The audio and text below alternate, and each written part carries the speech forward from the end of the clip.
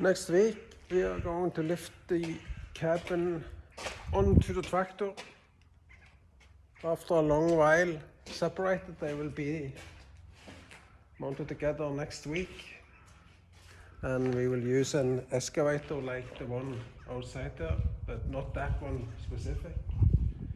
And then we are in a way crossing a milestone, and but in the meantime, after we separated the cab and painted that one, had tactilation on it, both sides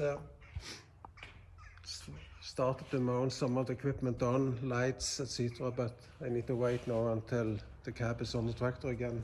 We have changed a lot on the tractor as well. We have had the piece track off. We have changed everything here. It's all new, the pump, radiator, steering machine, cylinder. Everything has been repainted.